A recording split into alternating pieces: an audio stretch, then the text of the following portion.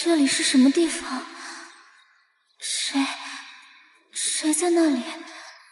喂，这里为什么这么热？能不能把空调关了？女人，你再不行，我会把这里调到88度，把你活蒸了。活蒸？什么活蒸？话说空调有88度吗？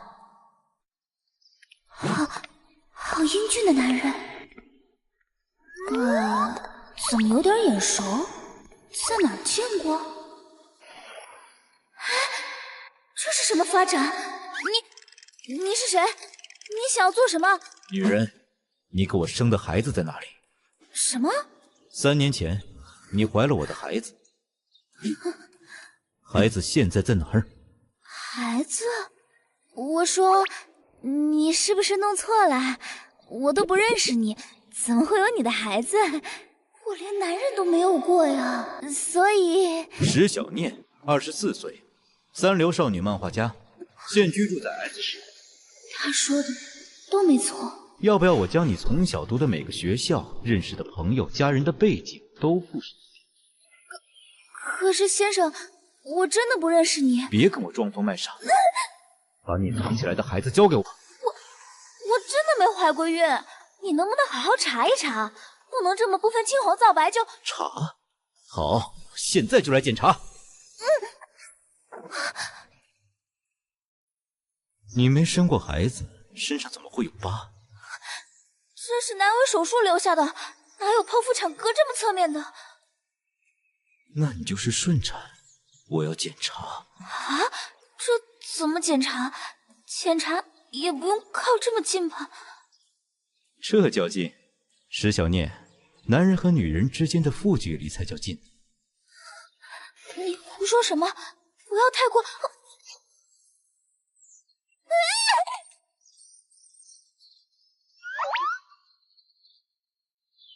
哎，是梦？见鬼了！我怎么会梦到自己被男人绑架，还拼命问我要孩子，最后还通过那种方式来检查？那种感觉很真实，真实到现在还能记起那个人的嘴巴和身体的温度。石小念，你小男人想疯了！唉，好吧，看来是我昨晚看这新闻看睡着了，所以才会梦到那种梦。想想也是，我怎么会和宫欧这种人物扯上关系？宫欧是谁？NE 跨国集团总裁，亚洲人，出生于英国席贵族，有1/4的欧洲血统。20岁自立门户，到今年旗下主公司成为全世界市值第1的上市公司，福布斯富人榜榜首。而他今年年仅28岁。这样一个男人，跟我有半毛关系啊！继续上班。好痛！怎么会？难道梦里被人强了，现实中还能残存痛觉？那种事真的会有那么痛？完了！石小念，你一定是从来没有男人，寂寞的快疯了！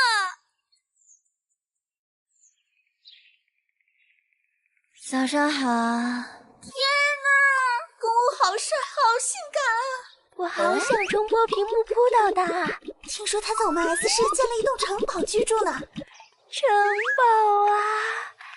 他赚的钱，你知道要绕地球几圈吗？宫欧，又是这个名字。近日 ，NE 跨国集团总裁宫欧突然回国的消息引起了轩然大波。会场地点早早的就围满了记者和粉丝们。这就是男人和女人之间的负距离。女人，梦。天哪！石小念，你是有多寂寞，才会对着只活在新闻里的男人做那么真实的春梦啊？不行，再这样下去是不行的，我得去谈恋爱。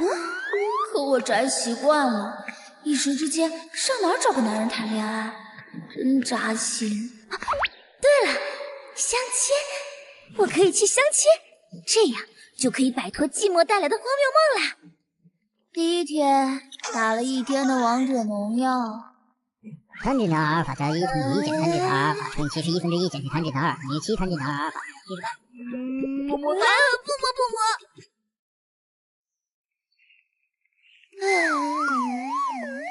快看那个人，好像要不行了。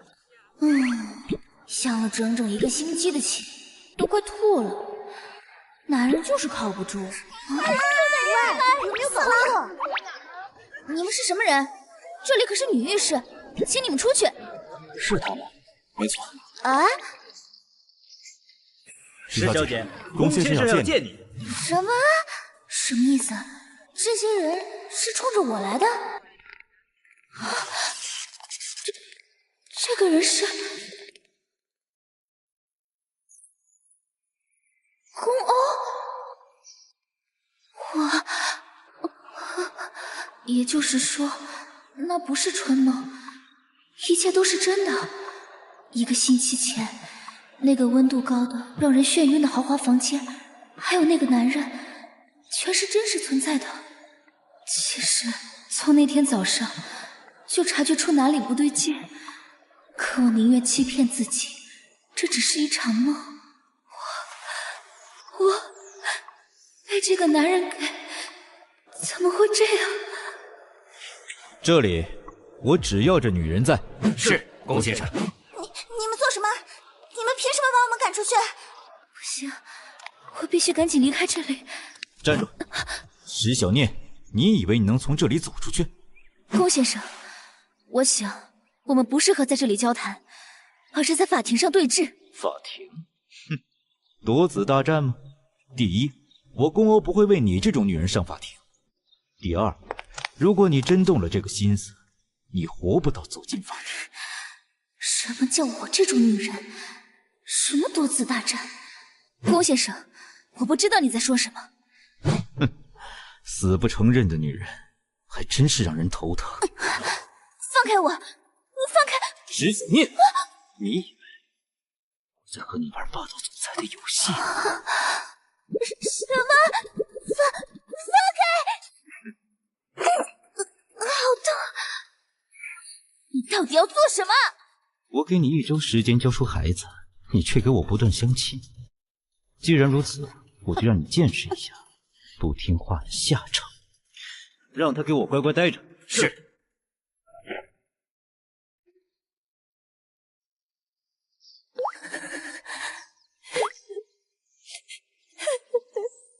这次没办法再欺骗自己，一切只是场梦，我该怎么办？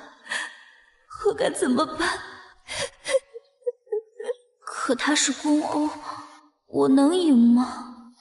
龚先生，带走。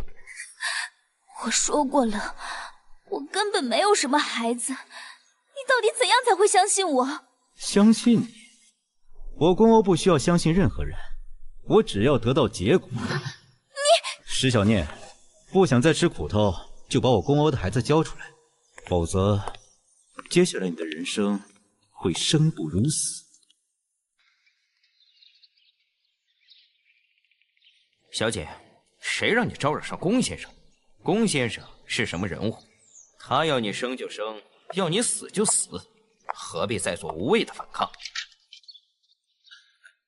石小姐您好，我是龚先生的管家丰德，这是测谎椅，请坐。测什么谎？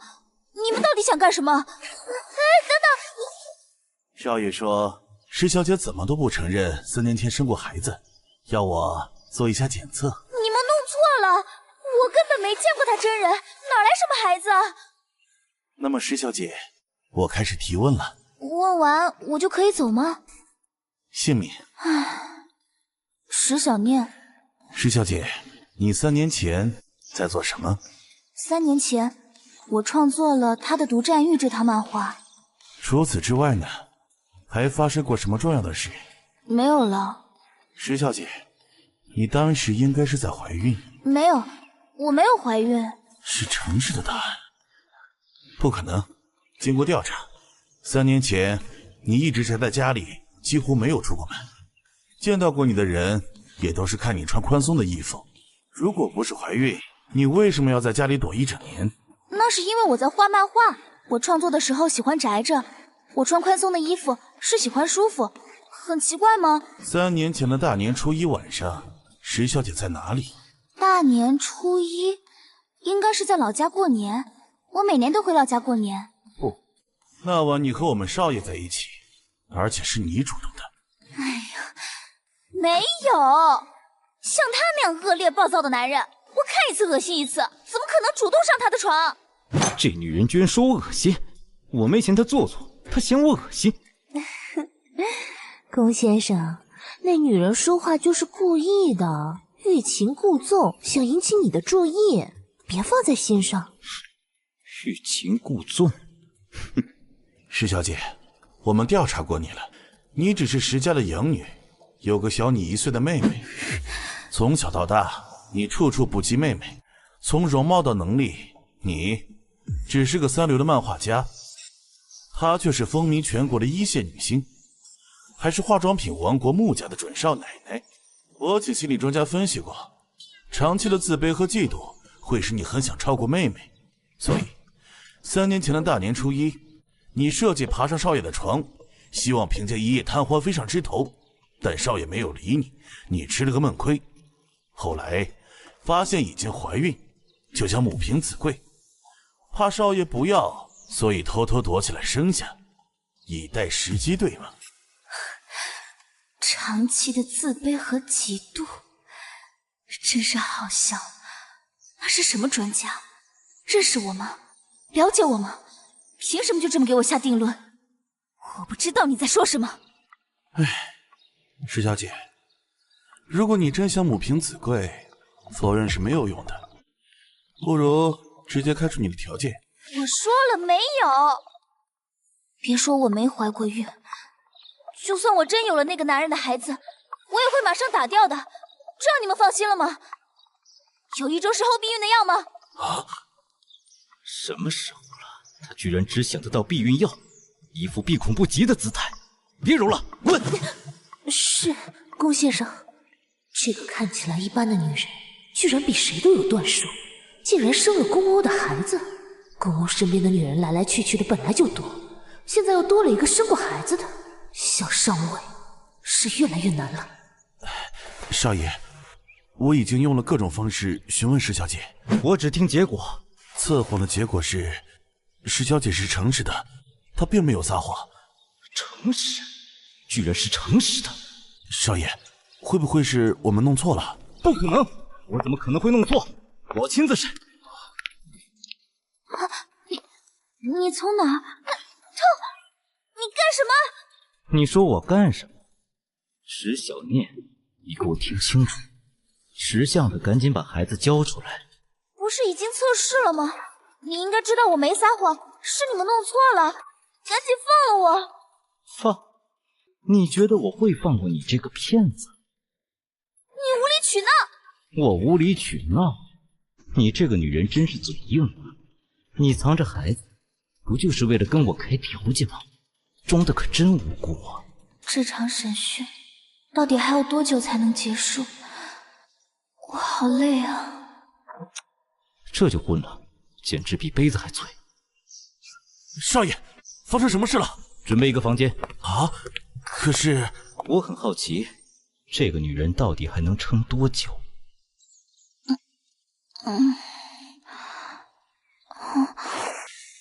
这里是……这是哪里？石小姐，你终于醒了。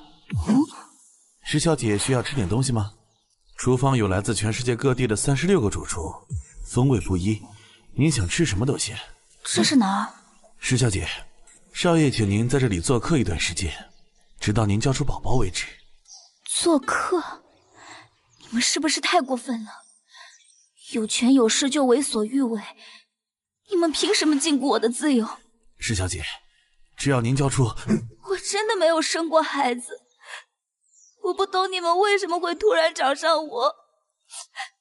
上个月，燕国的公家准备替少爷选择合适的婚配对象，因此我们给少爷的男女关系做一次清算。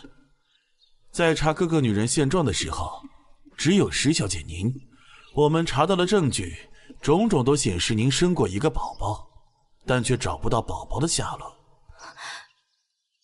什么种种证据？石小姐应该比谁都清楚吧？石小姐，这毕竟是少爷的亲生孩子，少爷是不可能让宝宝流落在外的。那这样，我去医院，我接受检查，不就能知道我有没有生过孩子？石小姐，少爷希望您能亲口说出事实。亲子检查根本没有什么宝宝，我说了，是你们弄错了。石小姐，说句狂妄的话，就凭公欧这2个字，弄错的几率只有1/1000，您还是老实交出来吧。我下去给您准备点吃的。1/1000，我就是那1/1000。啊，那是电脑。好，反锁了。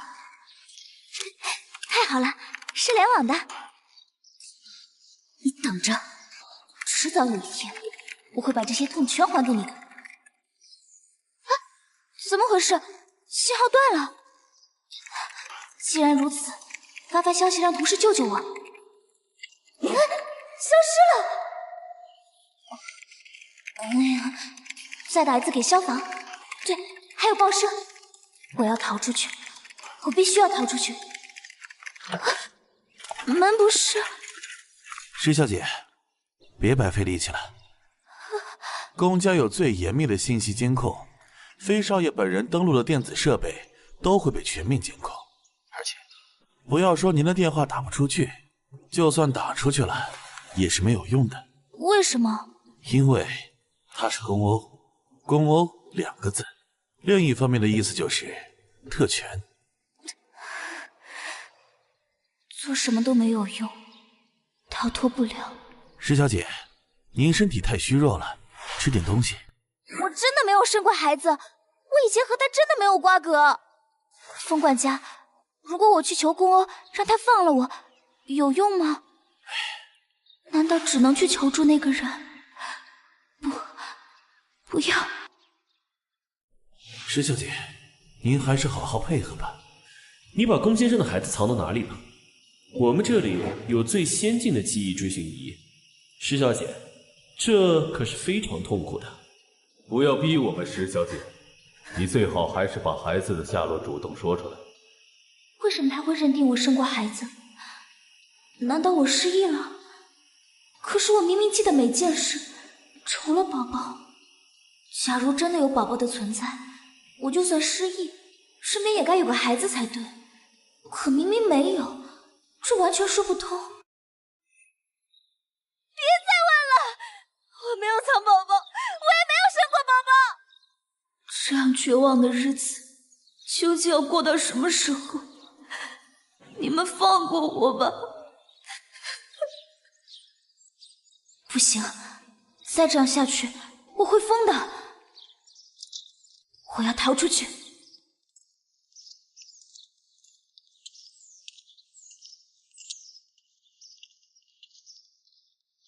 不行，这样我根本没有机会逃跑。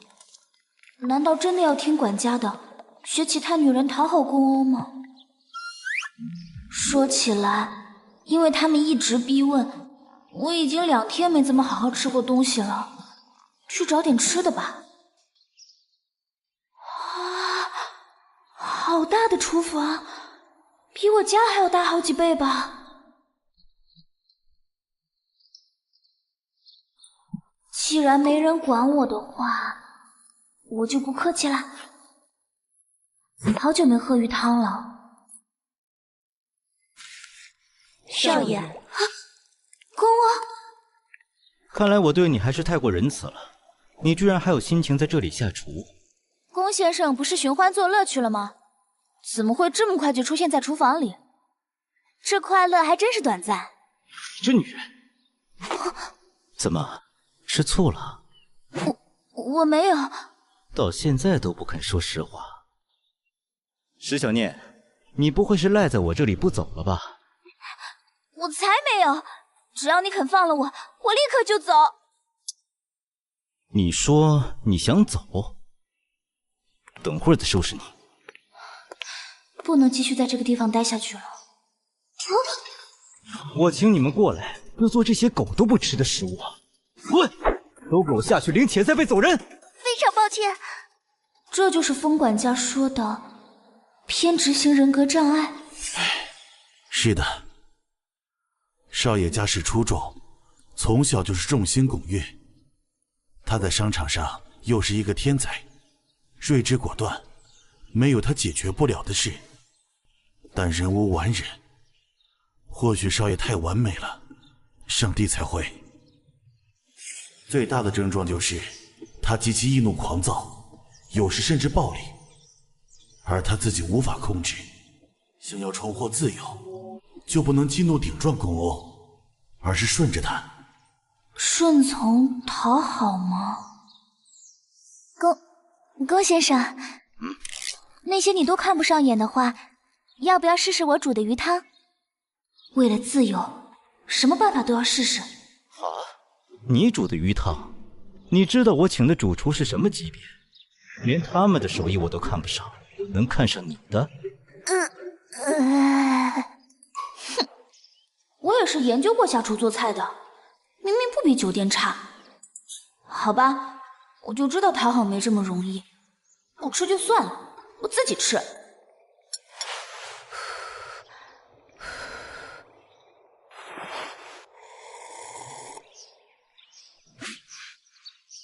给我！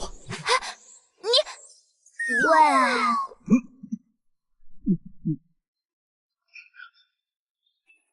味道不坏，把剩下的盛出来。是，少爷。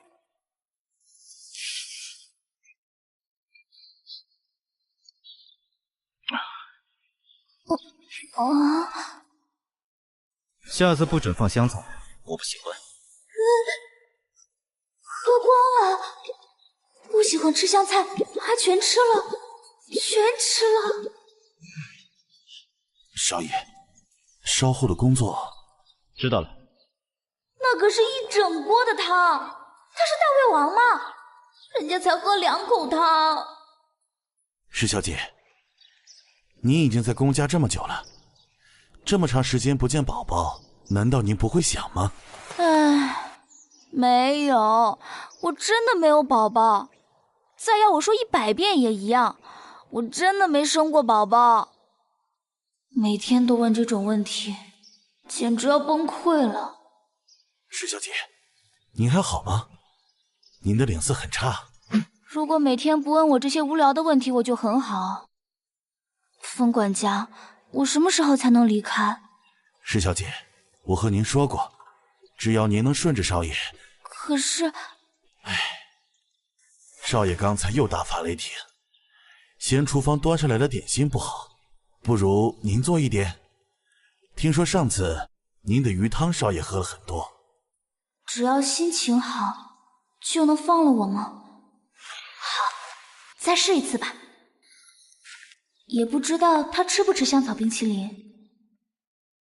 啊，你是那天和公欧在一起的女人，好像是叫谢琳琳。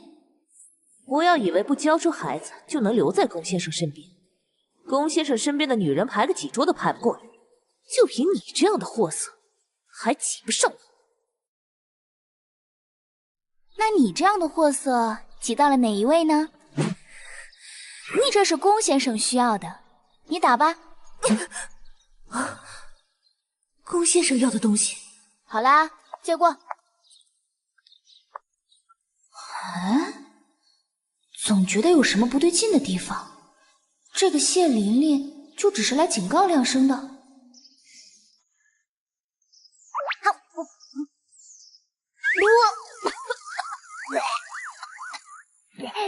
好难吃，一定是刚刚假装打人的时候偷偷加了什么东西进来。那女人真是狠毒又幼稚的招数。公欧那易怒的坏脾气，吃到这些东西还不分分钟弄死我！救命啊！滚进来。你这女人也就一张脸看着单纯，心机不少。我不懂你在说什么。这是我跟谢玲玲争吵的地方，原来她都看到了。我不认为这叫有心计，我只是有防人之心而已。那你迟迟不肯交出孩子，是在防谁？我做了冰淇淋，要不要尝尝？尝完我们再聊。想讨好我？不吃，我从来不吃甜品。哦，我拿下去了。给我放下！这男人还能更反复无常一点吗？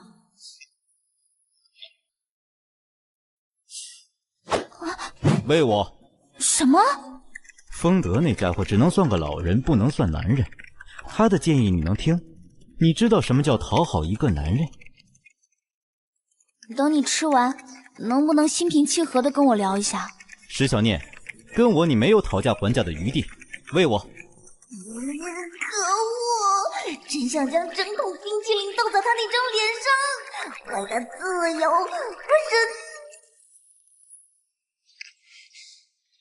我原来甜食也这么好吃。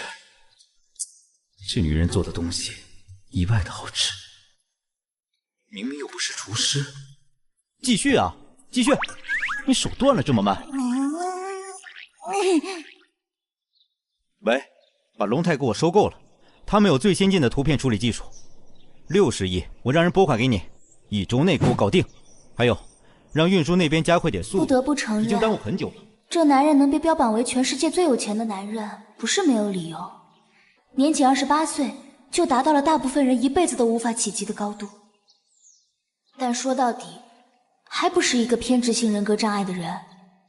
唉，也不知道这样讨好宫欧有没有用。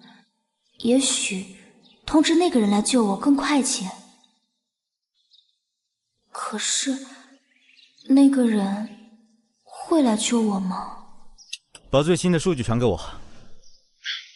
差不多了。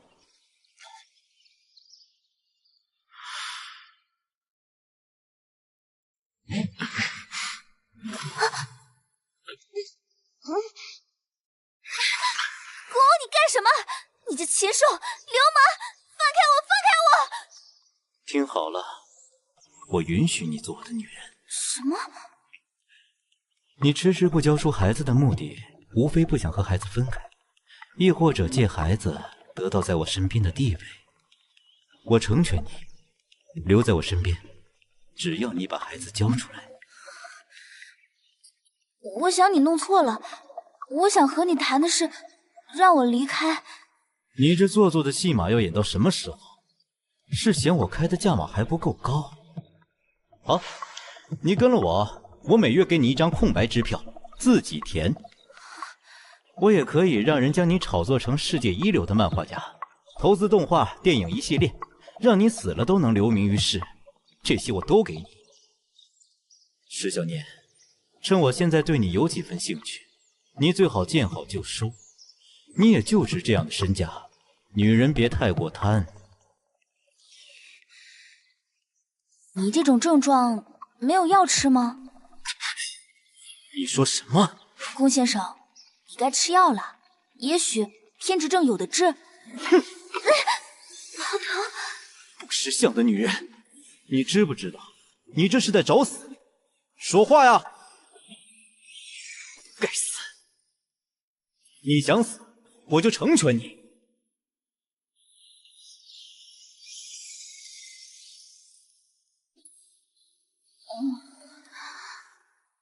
好痛！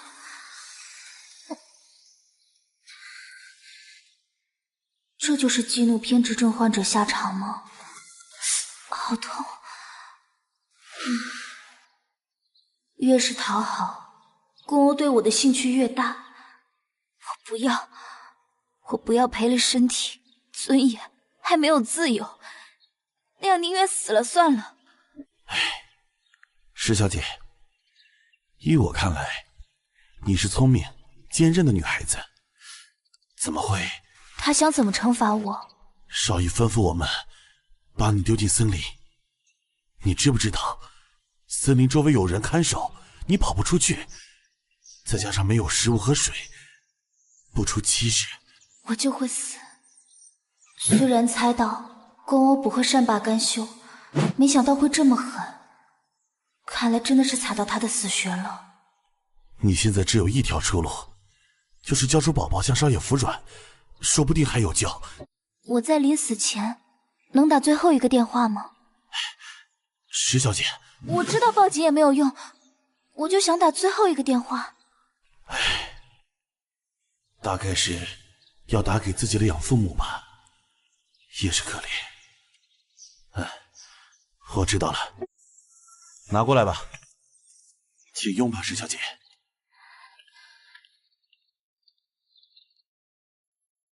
他会愿意听我的电话吗？喂，他接了。是哪位？喂，他接了。是哪位？千初，我是石小念。我知道是你，我不是说过私下不要打我电话，我不想引起不必要的误会。千初，你这么称呼我不合适吧？毕竟我是你将来的妹夫，姐。是啊，她快成为我的妹夫了，叫姐是应该的。即使如此，我还是固执地认为，如果这个世上还能有一个人救我，一定是穆千初。如果我说我现在被绑架了，你会来救我吗？被绑架了？谁会绑架一个画画的？要什么没什么。你是画漫画画傻了吗？石迪怎么说都是你妹妹，你这样编造谎言纠缠自己的妹夫，像是一个姐姐该做的。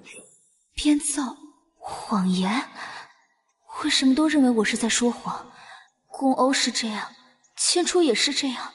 我没有说谎，请你来救我。如果你真的被绑架了，撕票时我会看在亲戚一场，替你收尸。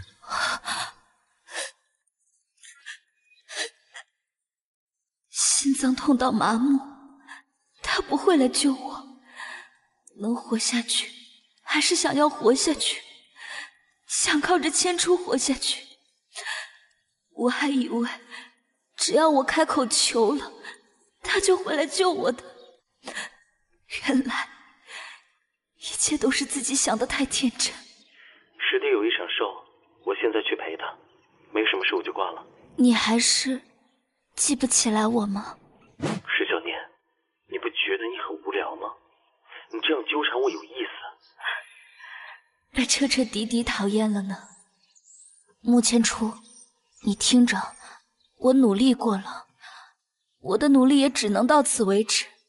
如果有一天你想起我来了，请到我的墓碑前看望我。千初，你准备好了吗？好了，师弟，马上来。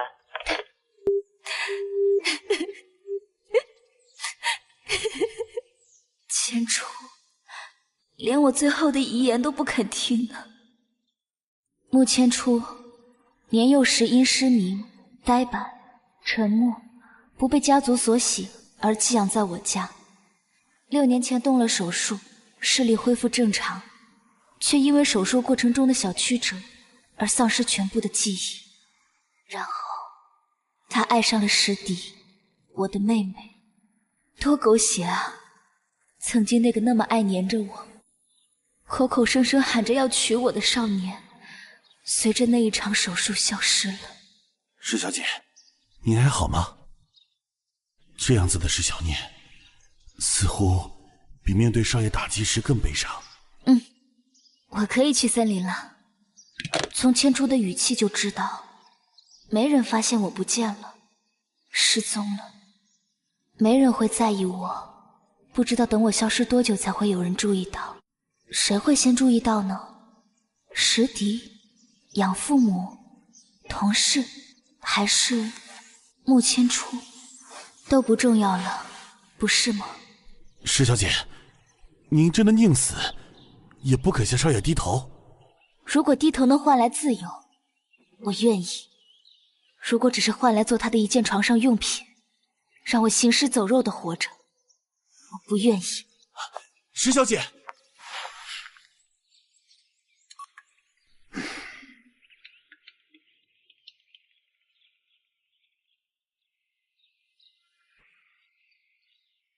少爷对石小姐的做法是不是过激了？风德，看来你耗尽毕生心血所撰写的管家道德，你自己都做不到，居然开始质疑主人。我正是为少爷担忧。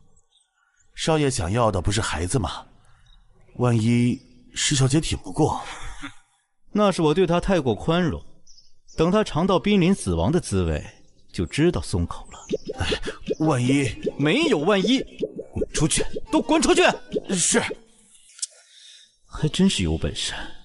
风德是被受过最高等级勋章的管家，时刻谨记身份，从不多言。现在居然会为了一个做作的女人求情，都是因为这个女人，因为这个敢嘲笑我、叫我吃药的女人，就该让她受点教训。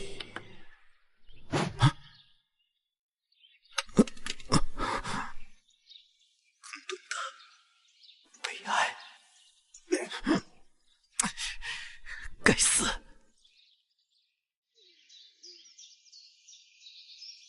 这就是我看这个世界的最后印象吗？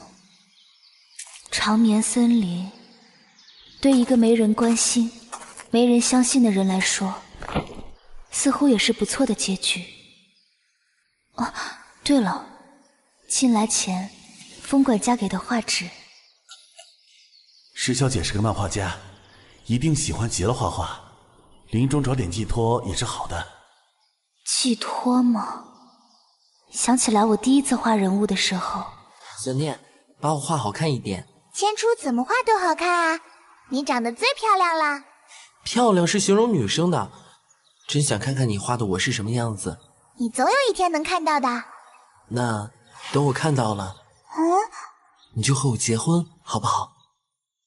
父亲怕我万一曝光了丢人，将我寄养在你家，别人也都不喜欢我，嫌我是个瞎子碍事。只有你理我，小念，你要一直在我身边。如果你不在，我就算看见了全世界，也不知道去哪里。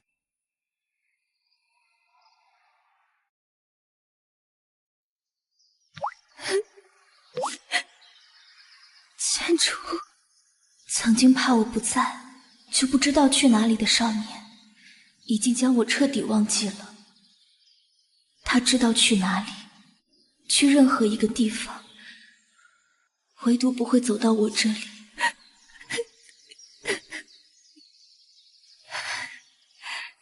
真傻。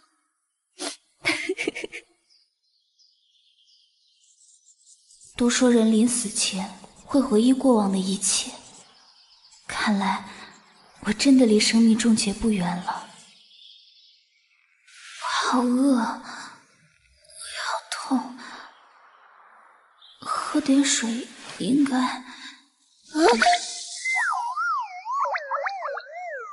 一滴水都不行，打算要将我活生生的饿死吗？公我果然够狠。也好，死得快一点，总归可以把痛苦缩短一点。想这几年来，我为千初弄得众叛亲离，大家都认为我不该剥夺妹妹的幸福，一再胡搅蛮缠着她。就算你和千初以前再要好，那也只是小孩子的事。他现在长大了，就算没失忆，他也知道他要的是你妹妹。小念，我真希望我从来没有收养过你。你走吧，以后除了过年，别再回来。不回去了，以后哪怕是过年，都回不去了。我消失了，所有人都会松一口气吧。收购后的新闻发布会随便安排个董事去就行了，别再来烦我。是，总裁。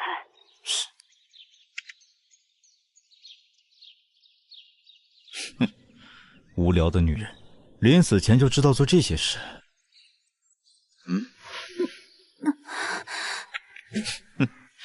终于知道痛苦了，看来很快就会哭着哀求了。胃好疼。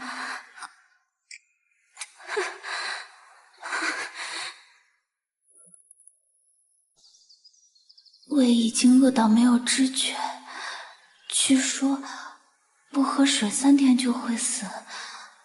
我这是到极限了吗？好累啊，真美呢。小念，小念，小念，做我的导盲人，带我去外面走走。千初，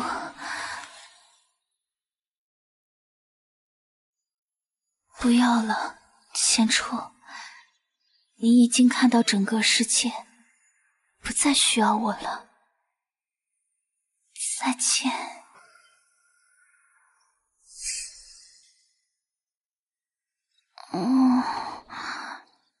这里是……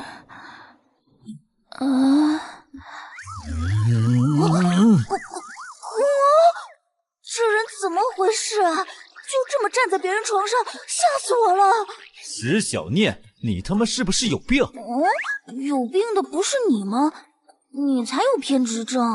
我叫你去死你就去死，你有那么听话吗？我叫你做我女人怎么不做？到死都不知道求饶！白痴、无知，连求生都不知道的蠢女人！哼！好像要我死的人就是你吧？现在反过来骂我，还踢我被子。衣服什么时候换了？看什么看？就是我换的。你身上哪里我没见过、没摸过？你别太过分！过分？我没在你脱水的时候跟你上床，就是我有修养。装什么死？疼！你究竟想干什么？想弄死你，把你晒干了夹在书里做书签。那你让我死了不就好了？那是我要弄清楚一件事，别人写遗书你画一画，什么叫没人相信？给我解释清楚！哼！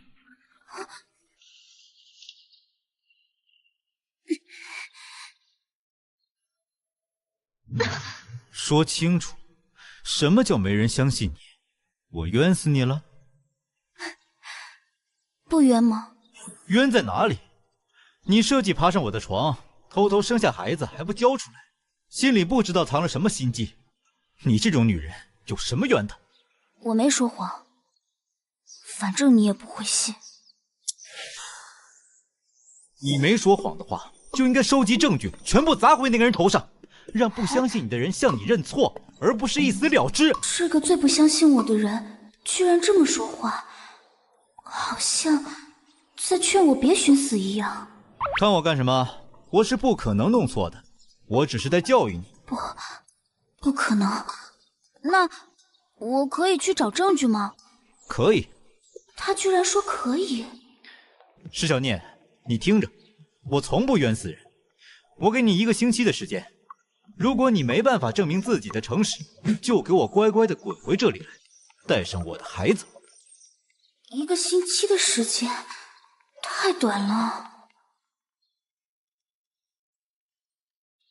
怎样？快决定！可是宫欧这个人喜怒无常，难得他肯松口，不能讨价还价。好，我答应。那你现在可以给我解释另外一件事了。什么事？这人是谁？你男人？穆千初，是穆千初。真是你男人？我的人怎么没查出来？怎么可能？那只是我的妹夫。没有，只是我创作的漫画而已。哼，临死还创作漫画，你真有闲心。没有男人就行。石小念，我警告你，你是我孩子的妈妈，不准有乱七八糟的男女关系。画上的少年，仿佛连同回忆一起被宫欧撕碎，像你命中注定了什么一样。我和穆千初的一切，注定是要被撕碎。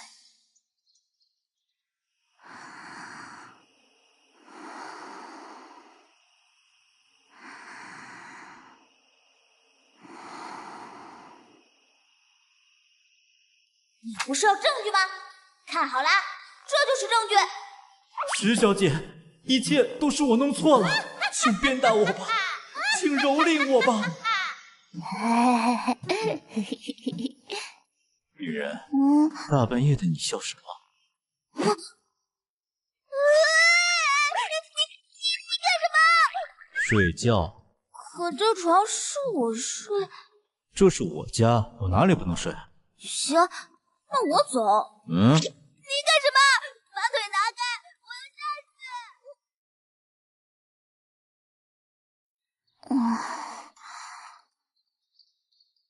啊，人不在了。今天一定要走，再留下去，不知道宫欧还会做出什么事来。风管家，哎，石小姐，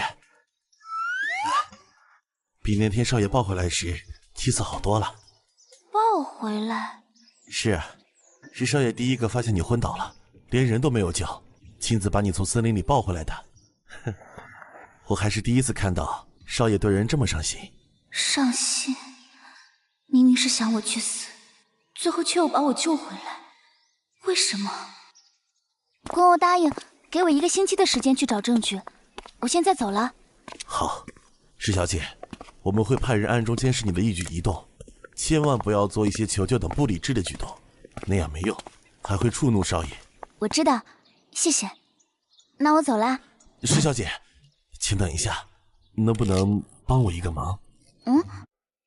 能不能用点脑子做？叫你们做点冰淇淋而已，这么难？你们的荣誉是狗给你们颁的？人家一个没考过级做的，都比你们好吃100倍。风德真是老了，怎么会聘请你们这帮废物进来？滚滚滚！他的性格真的是太差，太容易暴躁发火了。冰淇淋？拜托拜托。好吧。活着下床了？这嘴好毒，不是？要不要我做一份冰淇淋给你？不要，太难吃了。真的不要？明明刚才还在夸我做得好。不要。真的不要？还不滚？看着你就烦。哦，那我走啦。给我滚回来做。这男人真的是无敌了。还愣着干嘛？做完了20桶冰淇淋。之前还说不喜欢吃甜的，现在吃成这样，肥不死你。去哪儿？我出去找证据，证明自己的诚实啊。那我要吃冰淇淋怎么办？关我屁事。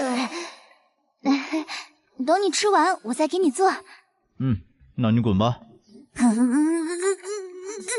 那个连谢谢都不知道说的恶劣男人。石小姐，我现在先送你回家吗？去韩城桑拿会所。好的。我之前有手机和拎包落在这里，想拿回去。请登记一下资料。手机已经没有电了，还得充电。石小念。穆千初。不是被绑架了吗？怎么没被撕票？怎么不说话了？不知道怎么把谎圆下去了。不如我教你啊，你可以说你凭着自己的聪明才智，从绑匪手里逃了出来。说不出话来了，姐姐。姐姐？他叫我姐姐？还以为死过一次的人是不会心痛的，却因他一次一次疼到钻心。开车。开车。你真有那么讨厌我吗？对一个整天想纠缠自己妹夫的女人，你认为我该有什么样的情绪啊？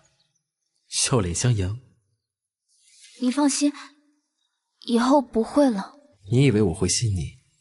以前我是准备等你和小迪结婚我才放手的，现在我提前放手了。其实这些年在穆千初身上一再受到羞辱，每次也都告诉自己放弃，甚至会看到穆千初和石迪在酒店门口吻别的新闻照片时跑去相亲。我告诉自己只是怕寂寞才相亲，事实上只是他嫉妒了，嫉妒到疯狂。我知道我根本没办法真正放弃，可这一回，如果你真的被绑架了，撕票时我会看在亲戚一场，替你收尸。真的放下了。或许我该感激宫欧，是他让我看清了，在宫家，穆千初在电话里说替我收尸时，我终于明白，以前的穆千初不可能再回来了。那我是不是该谢谢姐姐？一定要这么伤我吗？千初，这几年我真的努力了，如果有一天你记起来了，请不要怪我。就算我记起来，我爱的依然是师弟。是吗？还真是绝情呢。我知道了，那我走了。这还是他第一次这么干脆的离开。以往每次不纠缠到感人都不会走的，最好这次是真的。如果有一天你记起来了，请不要怪我。他说这话的时候，明显是在通过我看另外一个人，看那个以前的我，在诀别时的诀别吗？这股烦躁的感觉怎么回事？少爷，您心情不好吗？没有。开车去石蝶的别墅。不是说带我去吃法国料理吗？你怎么还不到？已经迟到10分钟了。宝贝，我马上到，再等一下。不，我不能原谅你。你上次不是看中法国来展的一套蓝宝石耳环吗？你把耳环买下来啦？不止耳环，是一整套首饰。现在能原谅我的迟到吗？一整套？我就知道你对我最好了。那我等你。小念，虽然是眼界复明手术，但这一次我会动到脑部。万一我失忆怎么办？我要是失忆，你记住，一定要让我找回记忆。我忘记谁都不要忘记你。就算我记起来，我爱的依然是师弟。仔细想想，这几年还真是犯贱的够可以，不停地挖妹妹的墙角，弄得众叛亲离。活该。幸好结束了，不再纠缠穆千初，不再纠结过去的记忆。从今以后，我要做个为自己而活的石小念。我的家一定是宫欧派人干的！宫欧你个混蛋，竟然在别人家乱翻！唉，不然遇见穆千初，差点忘了目前最重要的事是什么了。唉，感觉已经好几个世纪没在自己的床上好好睡一觉了。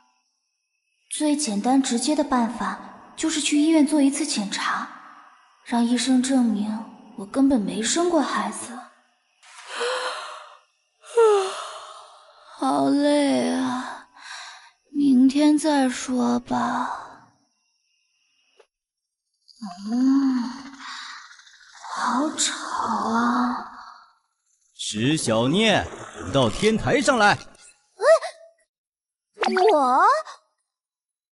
这声音是宫欧？不可能，不可能，一定是听错了。石小姐，少爷在天台上等您，请马上上来。石小姐，少爷在天台上等您，请马上上来。救命啊！石小姐，少爷在天台上等您，请马上上来。石小姐，没办法，少爷在天台上等您，请马上上来。我来。直升飞机，简直嚣张浮夸到极致。石小姐，风管家，这个直升机什么情况？哦，是这样，少爷晚上去 C 市参加一场晚宴，回来时要降落在这里。我担心晚上视线差，不好找准降落点，就铺了几条灯光跑道。灯光跑道，有钱任性，为什么要降落在这里？石小念，是我不够惹眼，还是我的飞机不够惹眼？你眼瞎了？这个人为什么突然骂我？还不走？去哪儿？你家？啊？等一下，为什么是我家？搞什么？这几位美女是？啊？哼！龚先生，穿白色晚礼服的是少爷今天的女伴，林氏电子企业的千金小姐。另外3个嘛，是今晚宴会上有人送给少爷的礼物。礼物加女伴就是4个，他吃得下吗？可是这和我有什么关系？石小姐下去就知道了。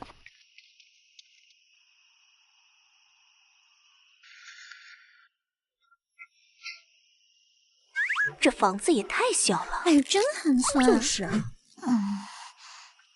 公欧你，龚先生，你找我有事吗？冰淇淋在哪里？什么？你不是说冰淇淋吃完了你再给我做吗？你在骗我！你敢骗我！我没有骗你。等等，你的意思该不会是把我做的冰淇淋全吃完了吧？20桶啊！给我冰淇淋，快点！那可是20桶的冰淇淋，他居然全部吃完了。他把冰淇淋当什么？水吗？空气吗？1天之内吃了20桶冰淇淋，居然都没事。看来平时一定健身养生有道。你干什么？看看我又不看了，你什么意思？没什么，和公欧对视的压力太大了。听着，我允许你看我，但不准看到一半不看。这男人真是无语。那你先回去吧，我做完冰淇淋，请凤凤家带给你。不行，我现在就要吃。那我出去买点材料回来做，能多离开公屋一会儿都是解脱。石小姐，材料都在这里，已经准备好了。少爷已经等不及了，请马上开始吧。给我冰淇淋，快点给我。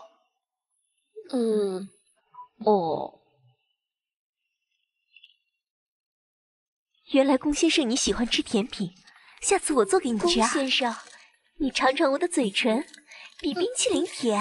讨厌，龚先生，慢点啊！真想拿起菜刀冲出去，杀一个算一个。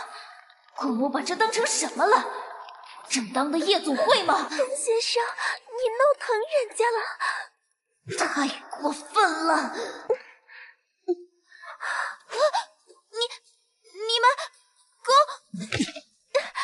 好疼啊！天，又一个骗子！龚先生，凤德，把这女人给我丢出去！等，龚先生，那要不要尝尝我的？还有我，龚先生，还有我我也很甜的。凤德，把这3个女人也给我丢出去，挡着我坐沙发了。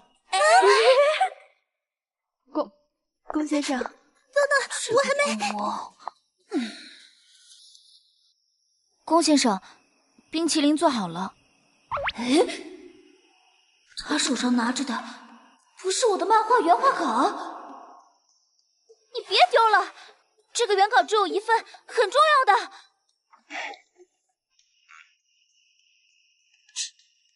我就说你这女人只是看着清纯而已，还画这种成人情节，又是制服诱惑，又是手铐皮鞭，原来你喜欢这种。那只是为了主角性格而已，还给我！他的温热让他十分满足，皮绳在他身上留下红印，像绽放的樱花般美丽。他让他大汗淋漓，使得整个人都充实了。还给我，公儿，还给我！没了就是没了，还写画画的这么唯美，你们文人就是矫情。还给我，公欧，你这个变态，还我！过分！不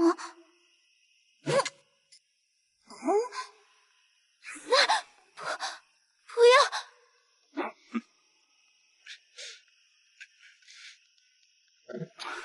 你给了我1个星期的时间。对，我给你1个星期找证据，不是代表我不碰你。我讨厌你！你有本事把你的话再重复一遍！我有丑到需要你闭上眼睛？糟了，如果再让他生气，又会被扔进森林里饿死。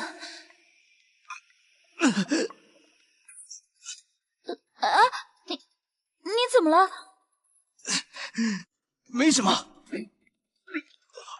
不会吧？难道20桶的冰淇淋终于有反应了？活该，恶人自有天收，简直是大快人心。你也有今天。怎么还在吐？这是吃我冰淇淋出的问题，到时候秋后算账怎么办？你还好吗？废话，当然不好。我去叫冯管家送你去医院。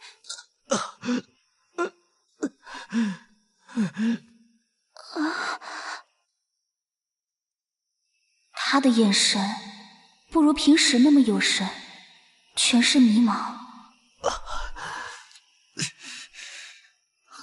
来，我扶你起来。以前穆千初失明的时候，眼睛里最多的也是这样的迷茫。不要动我，难受。没事，揉一会儿就好了，一会儿就不疼了。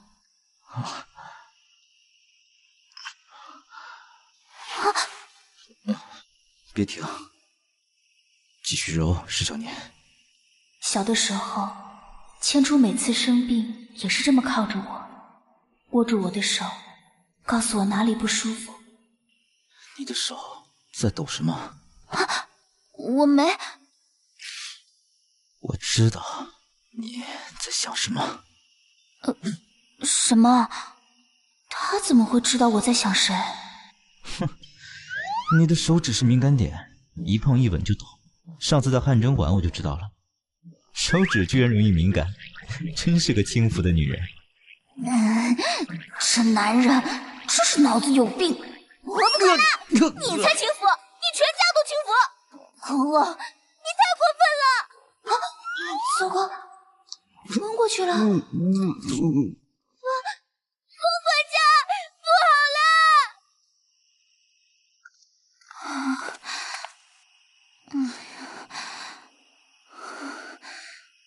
少爷不是普通人，平时都是私人医院定期做检查，今天是特殊情况，只能来医院。我们得确保身边的消息不会泄露出去。也是。宫欧是恩义跨国集团的总裁，牵一发而动全身。如果他有个头疼脑热的，估计新闻会乱写一通，恩义的股市也会波动。少爷的检查已经出来了，是急性肠胃炎。吃20桶冰淇淋，没胃穿孔就不错了。肠胃炎只是小事，我不会泄露的。那我先走了。等下，石小姐，您在病房陪会儿少爷吧。为什么？少爷在昏迷中一直在叫着你的名字，我想他应该是很需要你的陪伴。要是少爷醒来见不到你，我担心他会大发雷霆。叫我的名字？宫欧怎么会在昏迷中叫我的名字？我对他来说又不是什么重要的人。石小姐这边来，只是一个做作的女骗子而已。石小念，石小念。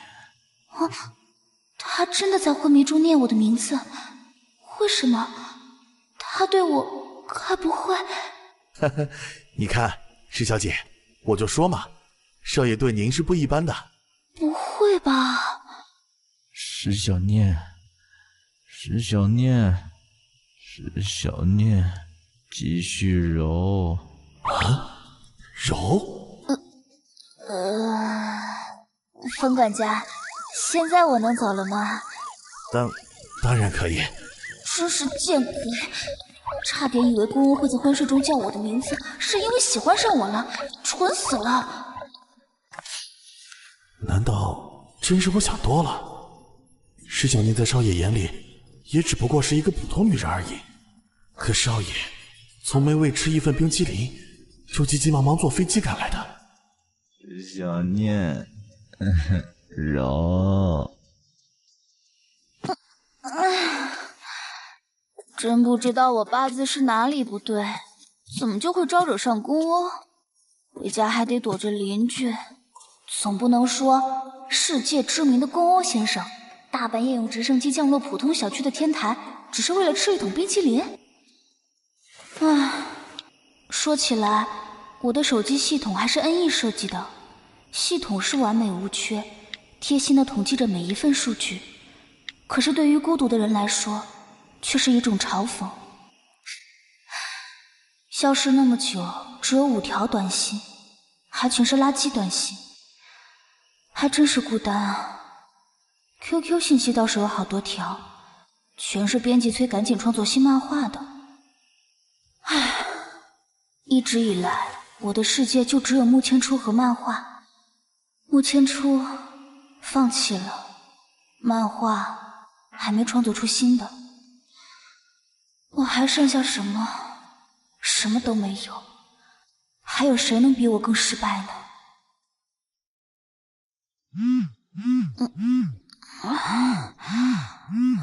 谁啊？大早上的搞什么啊？喂？宫欧，他已经醒了，而且他还有我的手机号。你还敢跑？你把我折腾到进医院，还敢跑路？我看你是不想活了。我不是跑路，我只是回家。10分钟内，你要是不带着键盘跪到我面前谢罪，你就等死吧。这个臭男人怎么就这么阴魂不散，还谢罪？又不是我让你吃20桶冰淇淋的，吃出病来关我什么事？要尽快和宫欧划清界限，不然这个偏执狂一定能整死我。石迪的新剧你看了吗？看了啊，我超喜欢他的，人长得好看，演技也好哎。石迪确实很美，像开在盛阳下的花，那么美好，那么张扬。木千初怎么会不喜欢？以前他只是看不见而已，可惜以前不懂这个道理，以为只要找回记忆，木千初还是我的。我真是傻。石小姐，请跟我过来一下。你是石迪的经纪人？石迪小姐在里面等你，她刚看到你了，想跟你见一面。石迪在妇科等我。小迪，你怎么会在这里？生病了吗？姐姐，我怀孕了，是千初的。怀孕？哎，你脸色很苍白呢。姐姐，这么多年了，我没怪过你一句吧？到现在，你是不是可以放手了？自然是要放手的。和木千初的过去，不管再难，都不得不放。石小念居然不反驳了。既然有了宝宝，就要好好照顾自己，工作要小心。有什么要姐姐帮忙的，你开口。那我走了。姐姐，希望你不要再表面一套背后一套。我已经忍你这么多年，我忍够了。我爱千初，如果你再来纠缠，不要怪我不念姐妹之情。不会，我不会再纠缠，你安心养胎。哼，姐姐，在我面前，你何必装成这样呢？我可是最了解你的人。爸妈总说你性子乖巧，真不知道为什么会变成一个抢妹妹男朋友的人。只有我知道，你一直都是表面清纯，天生反骨，特别想强占一切，根本不是突然变了性格。你什么意思？我爸妈是因为久不生育才收养了你，但你一到，我也紧跟着出事。爸妈把更多的关爱给我，你就拼命的扮乖巧，装好女儿，想赢得爸妈的爱。可是没用，我才是那个亲生的。你以为我不知道？小时候每次妈妈抱着我的时候，你在角落里的眼神有多恶毒。小的时候，自己是嫉妒过爸妈偏爱妹妹，没想到在师弟眼中，成了眼神恶毒。被忽视的人，就连嫉妒羡慕的资格都没有吗？后来迁出到我们家，你主动照顾他的一切。你以为我不知道你的目的是什么吗？你不是关心迁出，你只是想要占有一个人，想要有一个人是你的，陪着你。你不想孤单而已。我看过你的日记。没办法否认，年纪小的时候，谁会喜欢一个沉默寡言的瞎子？可我太孤单了，大家都只喜欢师弟，我迫切需要温暖。穆千楚就是那个时候出现的。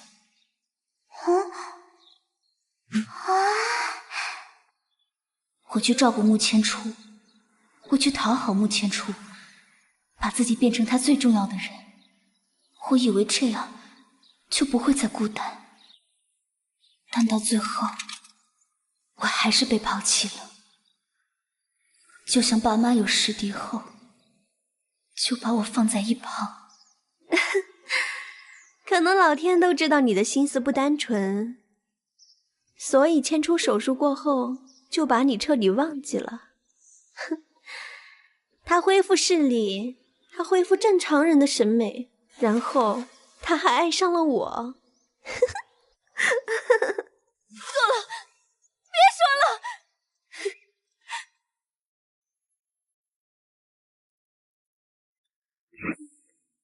姐姐，穆千楚他是我的。你不用一再强调，这只会显得你底气不足，好像你也没抓住穆千楚一样。你，差点忘了，我还有东西要给姐姐。拿一封请柬给我。好的。我和千初这个月底要结婚了，作为我的姐姐，你应该出席。我不希望被媒体说我家不和。姐姐，你那么会耍心机，少一个穆千初也没什么，再找个盲人天天照顾他不就好了？哼，那得不让他动手术恢复视线，不然又要白忙一场。不要露出软弱的样子，没关系。我已经不像小时候那么需要有个人陪着，这条路再孤单再寂寞，也可以一个人走下去。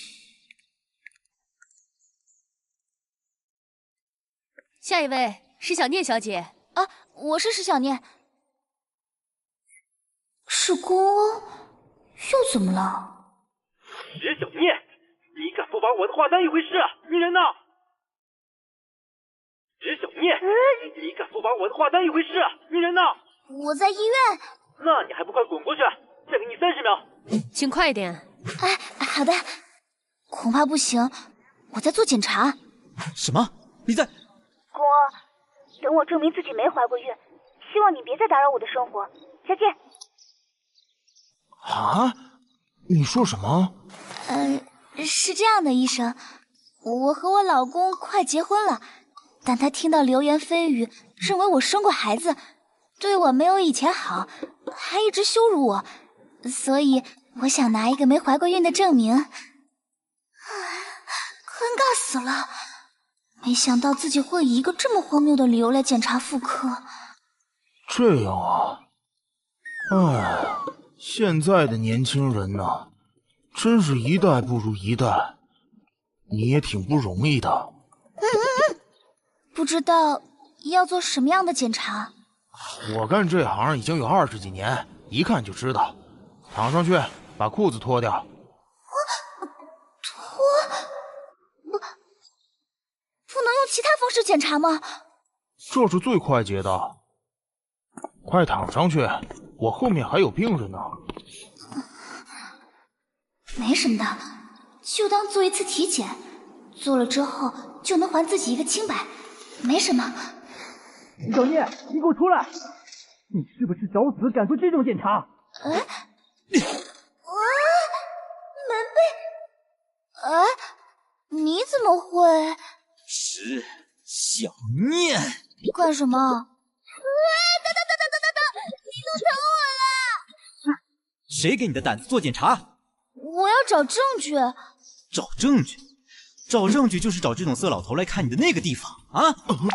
色老头？我是医生，先生，请尊重我的职业。还有，你是她老公吧？你这么多疑，怀疑自己老婆生过孩子，是很不尊重啊！龚先生，是您啊！对不起，我有眼无珠，我先出去，慢聊。医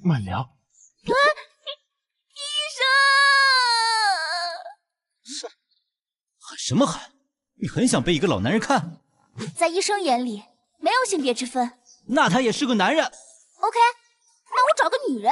有可能是蕾丝。怎么可能？怎么不可能？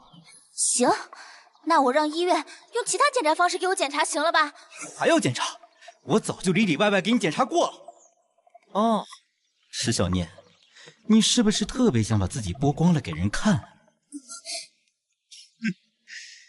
石小念，要么把你的放荡给我收敛点，要么就把你的放荡表演在我面前，别露给外人，丢我宫欧的。公欧，做人要有点底线。你以为我想做这种检查？如果不是你像只疯狗一样咬着我不放，我会来这里。你说谁是疯狗？你个大……你们都用自己的观念来认定我，你们哪个真正了解过我？你们只是想欺负我而已，你们只是想欺负我。有这么委屈吗？不就是说话重了些？他说你们又是谁？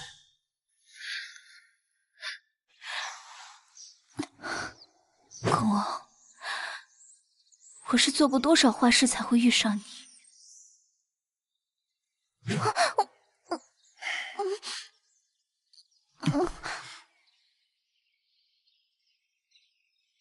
不就是亲你一下，至于吗？听到没有？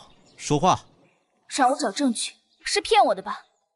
既然你没打算放过我，你耍那么多花样做什么？还不如直接弄死我。让我弄死他，一死了之。这么激动，不是装的吗？把我弄死吧，一了百了。还在说？恭喜！你闭嘴！你再说一句，我真弄死你！少爷，气死我！该输液了。不用了。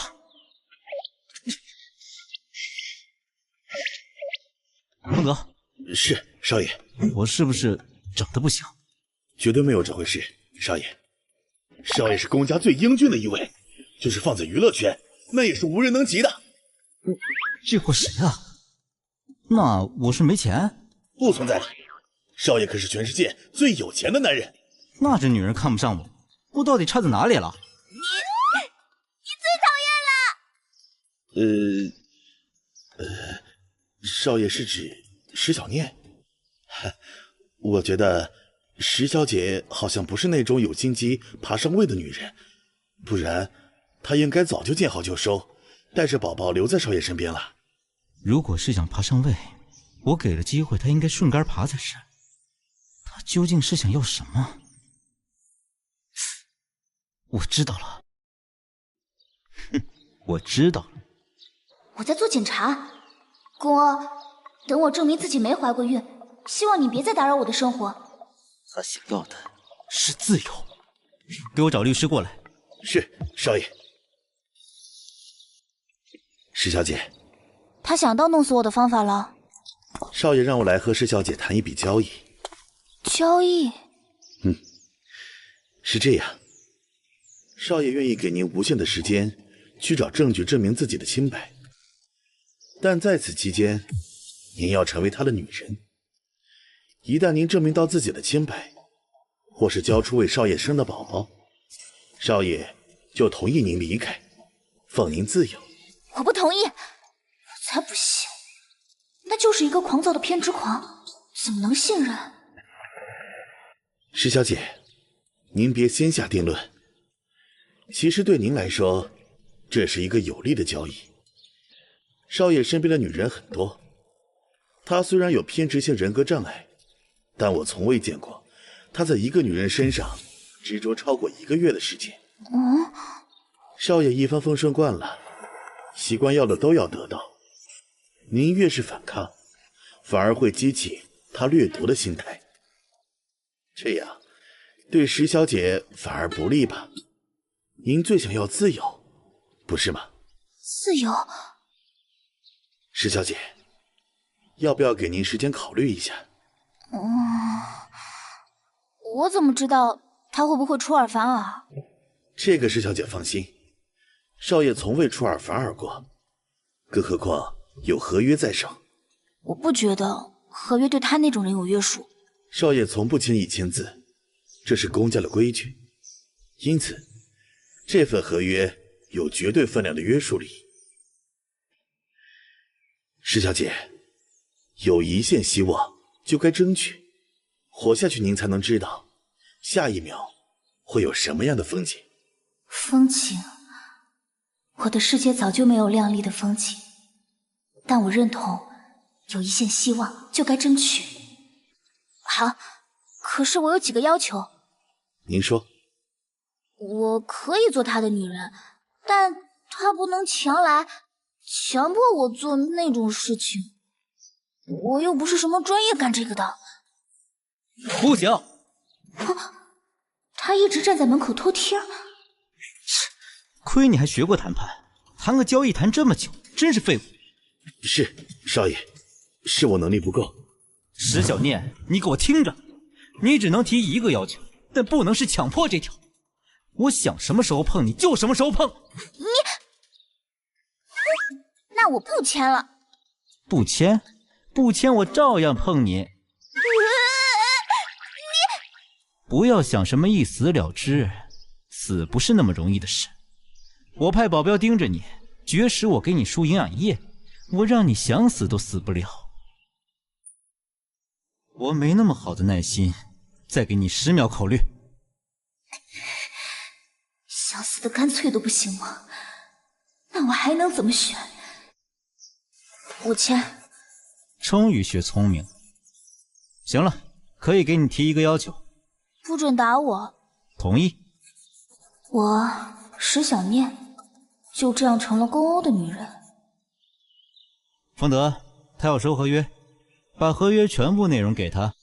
是，少爷。啊？什么叫合约的全部内容？石小姐，这里是合约第6页至278页。第6页至278页。石小念，你刚看合约细节那么仔细，没发现缺了很多页码吗？果然直接是从第5页跳到第279页，居然在这里动手脚。公欧，这是诈骗！骗你？你也就身体值点价。石小姐您放心，少的这部分不影响全局，只是在您作为少爷女人的这段时间，您要守的规矩而已。规矩？我对他只能有一个要求，他对我却有274页的规矩，凭什么？哼，凭我是宫欧，我爱怎么玩就怎么玩。你简直混蛋！丰德，告诉他合约是怎么写的，打我有什么惩罚？是，挠脚心100下。龚先生，念在我是初犯，能不能让我把合约拿回去仔细阅读？那就背下来好了，我要抽查。好，279页。行了，你滚吧。这女人向往自由，不喜欢被完全束缚，所以不能逼得太紧，要偶尔松一下，否则会让他叛逆到想要玉石俱焚的。一旦明白这女人想要什么，一切就变得很好控制。石小姐，我让司机送你。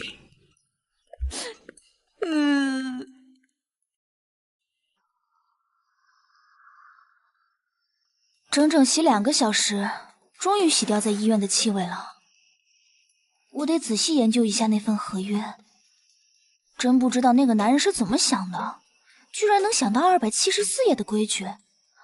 难道他的那些女人是人手一份吗？我操！这男人是有大男子主义吗？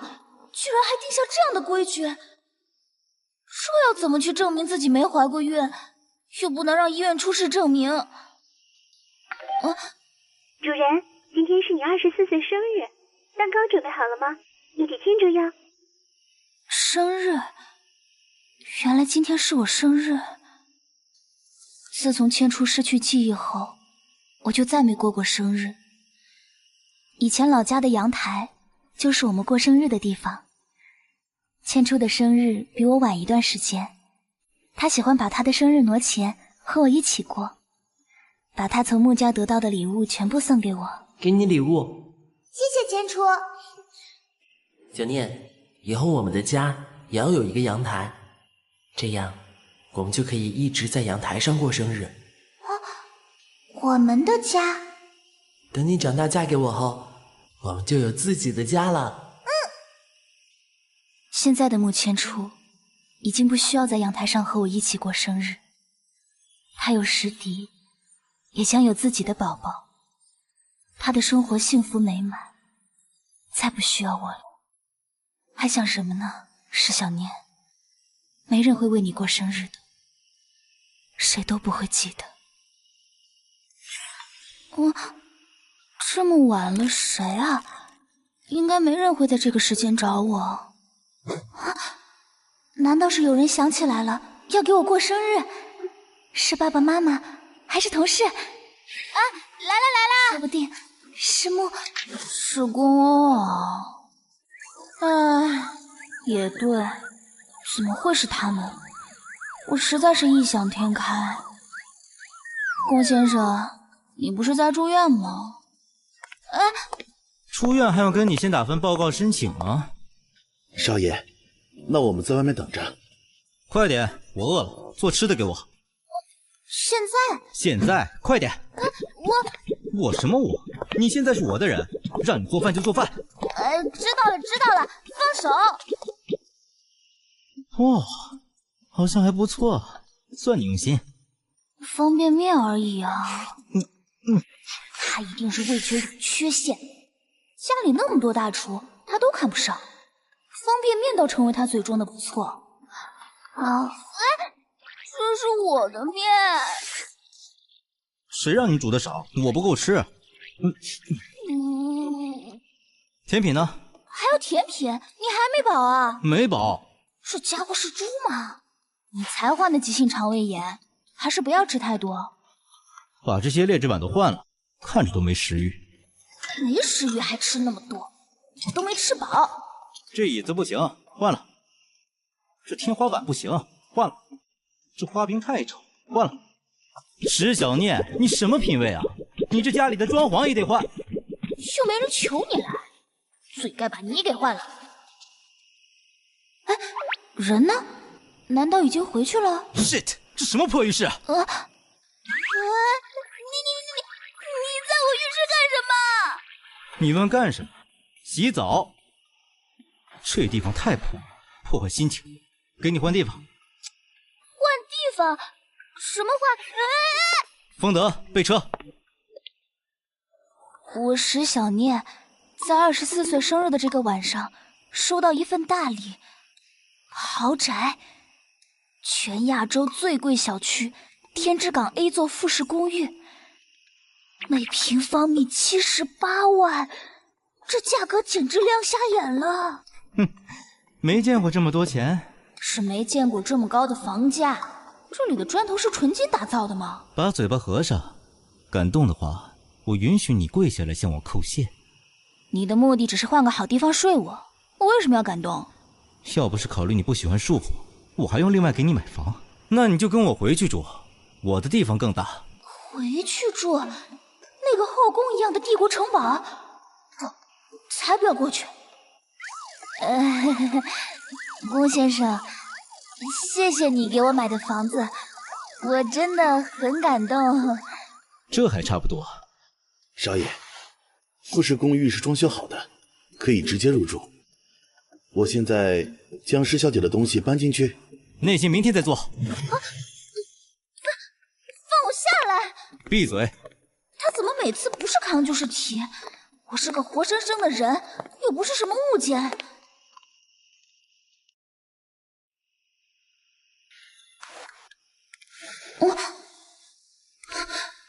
那是穆千初。在想什么？还不进去？没什么，是看错了吧？怎么可能是穆千初？这女人怎么了？等等，疯了！她不会是想在电梯里吧？电梯可是有监控摄像头的。石小念，合约都已经签了，还跟我玩抗拒？合约？是卖身契吧？龚大少很喜欢亲热给别人看吗？我合约没看完整，如果是，请便。该死，忘了还有监控这回事儿。跟着我就让他这么难受，要摆出这副表情。行，不给别人看，带你去看我们的房子，你最好表现得开心一点。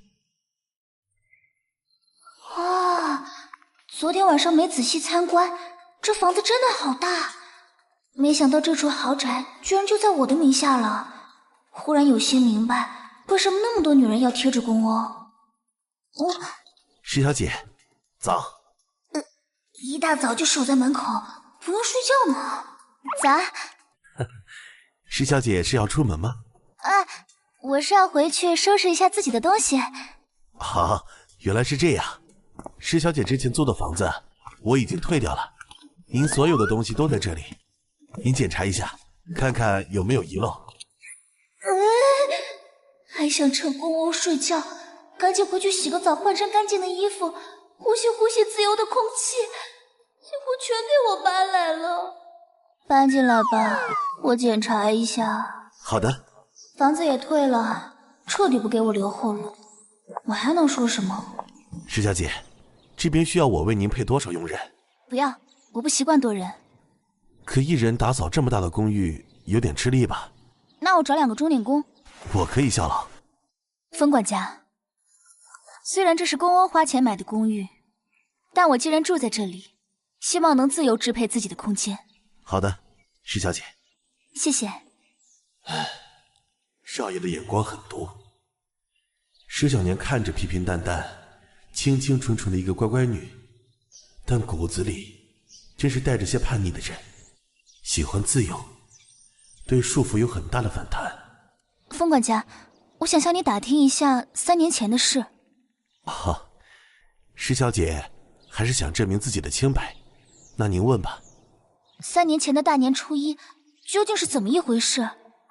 其实具体的事我也不清楚，只知道那天少爷参加了一场名流晚宴，在一艘名为巴哈的超级大游轮上。巴哈？石小姐有记忆？有，当时我和大学同学去应聘游轮服务员，那场名流晚宴持续了整整3天。是持续3天，第1天少爷就被下了药，也不知道怎么，当晚有个女人进到他的房间，然后就……少爷很生气，盘查游轮上的人，最后查到的是石小姐您。当时少爷只是对您略施惩罚，并不再追究。略施惩罚？是。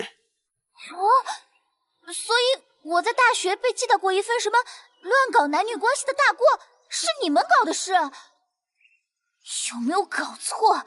全校传的风风雨雨，说我不检点，专门找有家室的老男人。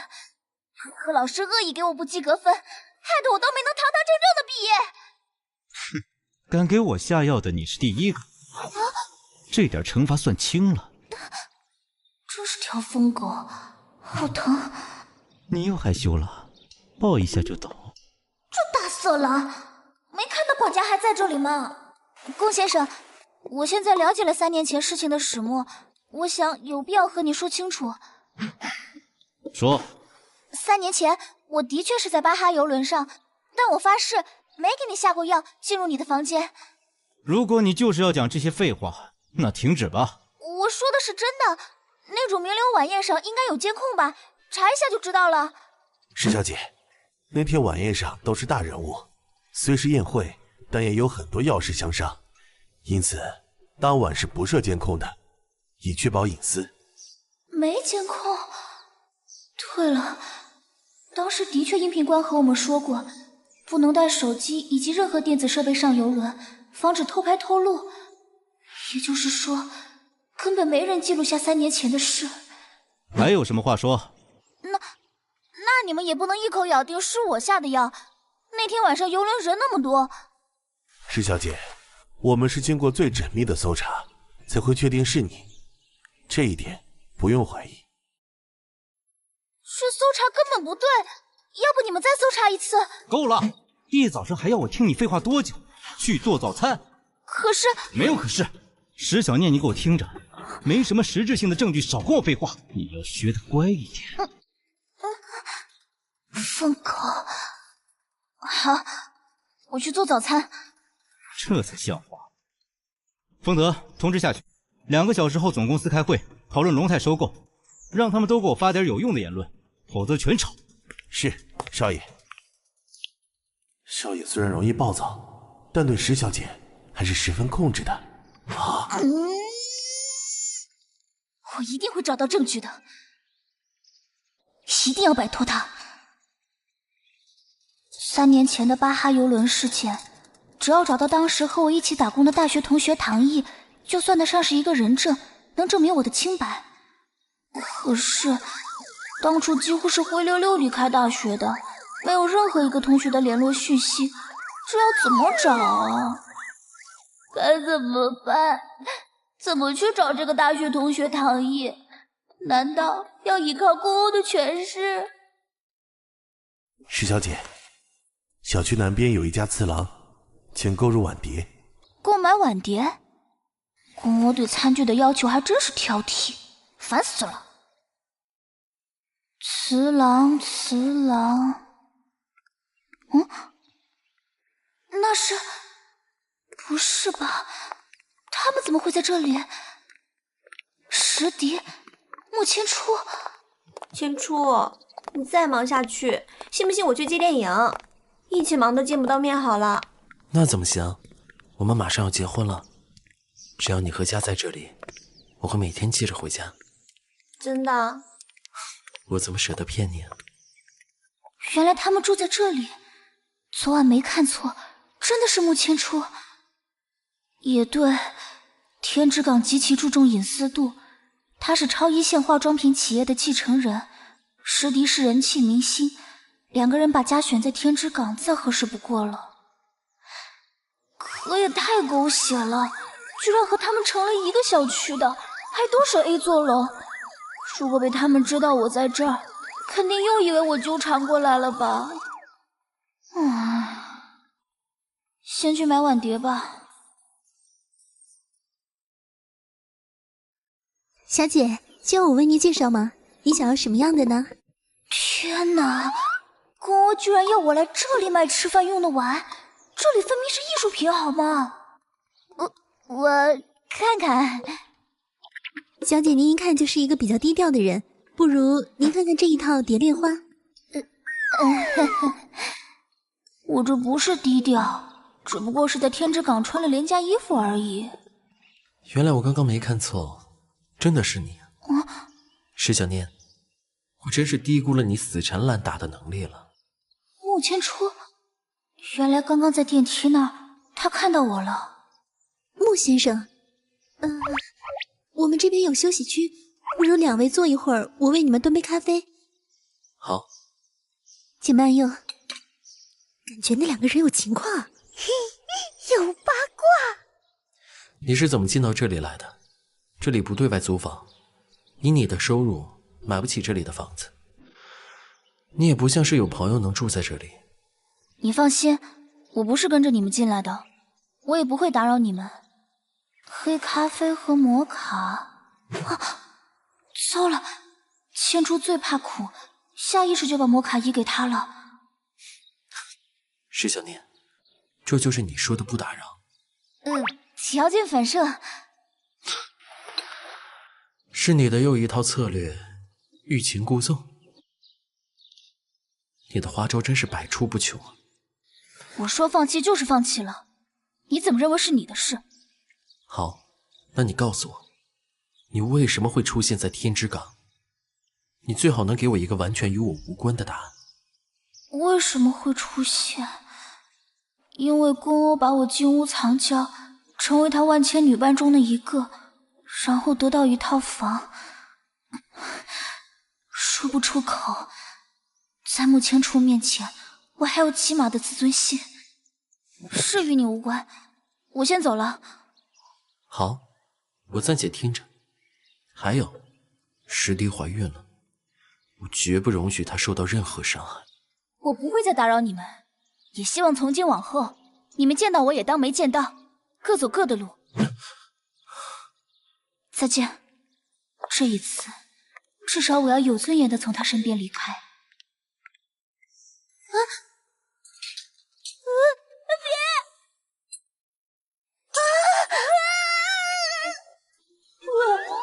完蛋了！小姐，这些是否全部替您包上？这个盘子多少钱？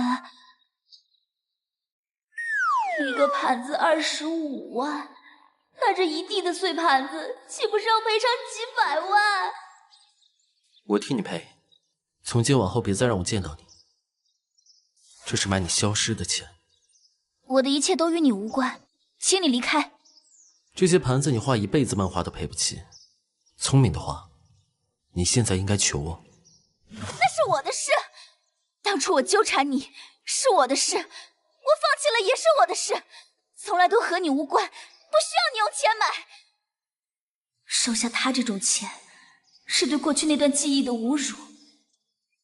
这是我最后在穆千初面前的骄傲。好啊，你为此坐牢，也能让我清静一阵。不能哭，不能哭！你一个穷鬼过什么死了？快点赔钱！赔！我算了一下，差不多200万，赶紧赔钱！干嘛一言不发啊？你不说话我就报警了！你知不知道，你这样会害得我们连工作都丢了的。你这种女人呀，我见多了。听穆先生的语气，你肯定没少纠缠他，爱慕虚荣，想傍上穆先生也不瞧瞧自己是个什么货色。就是，穆先生的未婚妻可是石迪，人家是大明星，你看看你有什么？你给石迪提鞋都不配。哼，就是，穆先生又不是瞎了眼睛，你以为你追到天之港来，他就能看上你？你算个什么东西啊？穆先生又不是瞎了眼睛，你算个什么东西？宫欧，啊？你说什么？宫欧会替我付钱，我能赔给你们。真的？少爷，您回来了。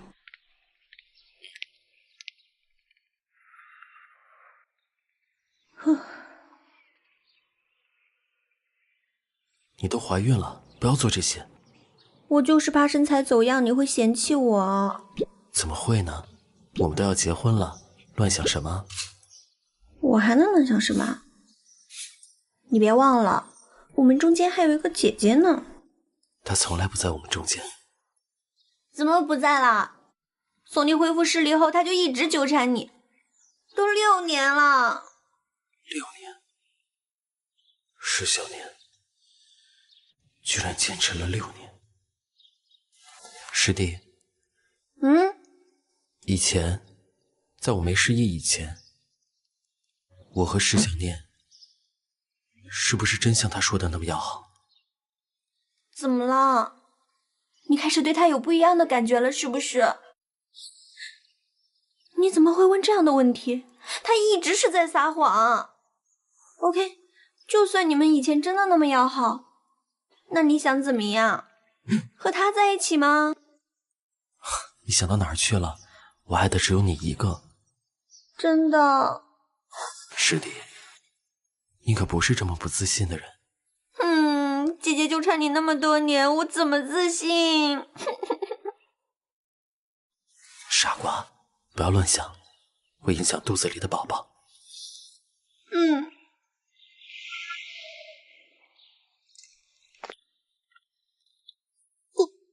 龚先生，真的来了？他怎么亲自来了？我是打电话给丰德借钱的，龚欧怎么会来？他不是应该在总公司开会吗？龚欧，你怎么会？你这一身谁弄的？请你借。我是问你，你这一身是谁弄的？不要跟我废话。是他们。给我啊！是，龚先生。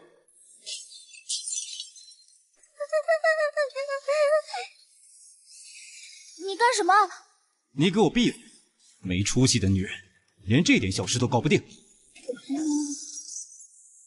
致电慈郎的老总。天哪，路！就说他的服务员把他店砸了。是。龚先生，龚先生，不要啊！是我们有眼无珠，不该错怪这位小姐。您就放过我们吧。我不是要借钱吗？怎么最后变成服务员们来承担损失？龚先生，放过我们吧。石小念，窝囊的女人我见多了，像你这么窝囊的还是第一次见。几个服务员都搞不定，真不知道3年前你怎么有胆子给我下药的。等，3年前下药的又不是我。蠢货，无知，废物。被人欺负成这样，打不过人就算了，你那嘴是用来摆看的，不会告诉他们你有人撑腰。撑腰？你那嘴是用来摆看的，不会告诉他们你有人撑腰。撑腰？真是蠢死了。从很小的时候开始，就没人会替我撑腰。即使当初和慕千初感情那么深，可他是个盲人，更多的时候还需要我来保护。今天第一次尝到有人为我出头的滋味，却万万没想到会是宫欧。废成你这样，你怎么好意思活？你说什么？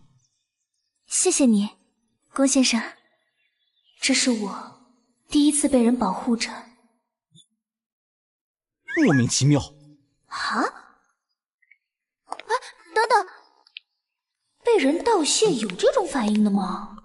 又不是说要杀他，该不会是在害羞吧？哎，我在想什么呀？宫欧是什么人？怎么可能会害羞？不过，他好像没有我以为的恶劣的彻底。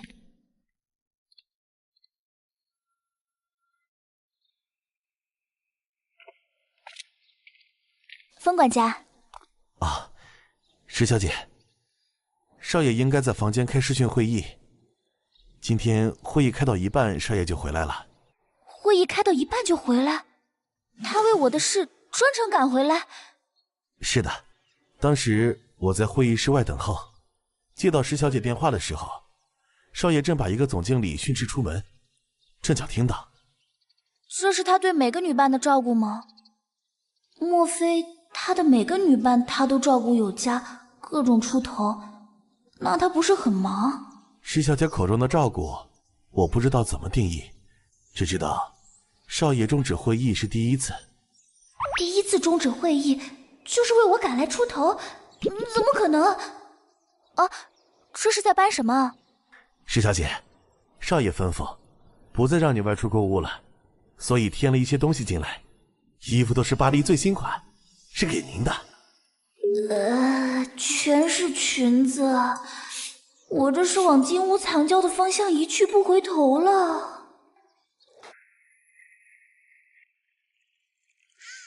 味道刚好，看在宫欧今天给我出了一口气的份上，做一顿丰盛的午餐给他。啊，也不知道在那儿看了多久。吃饭了。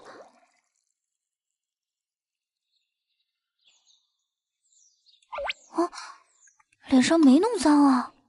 别照了，再照也就那样，一张脸勉强能看。长得丑，你还不是费尽心思和我签什么约？还不快上菜！哼，换个。根据前几次的经验，宫欧吃饭简直快得不是人。吃慢一点，不就要饿肚子了？你吃相真丑啊！我这是虎口抢食好吗？还嫌我吃相丑？太丑了，你转过脸去吃，不要影响我吃饭。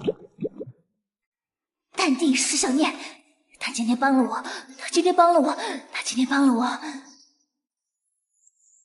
这还差不多。石小念，我要提醒你一件事。从今以后有事直接和我说，不要通过风德。借钱借到风德头上都不找我，这女人是觉得风德比我还有钱吗？知道了，我还真有一件事想请你帮忙。什么事？只要找到唐毅，那就等于找到一个人证。唐毅能证明那3天我没乱跑，更没去下药。我有一个大学同学叫唐毅，我想要他的联系方式。我为什么要帮你？不是你让我直接找你吗？直接找我，我又没说要满足你。那好吧，我自己想办法解决。石小念，你什么态度？你别忘了，在合约里清楚的写明以我为主，你敢对我这种态度？我什么态度了？我就是不想理他，他也能生气。他这个人应该算是偏执狂加躁怒症。冷静，不能和他吵。是，龚先生您在上，我在下，您说的都对。当然，算你识相。看你这么听话，这个什么同学我派人去查。他叫唐毅。知道了。龚先生，什么事？我想问，你今天为什么会赶来替我出头？自己养的狗怎么能让别人拔毛？狗？不是狗？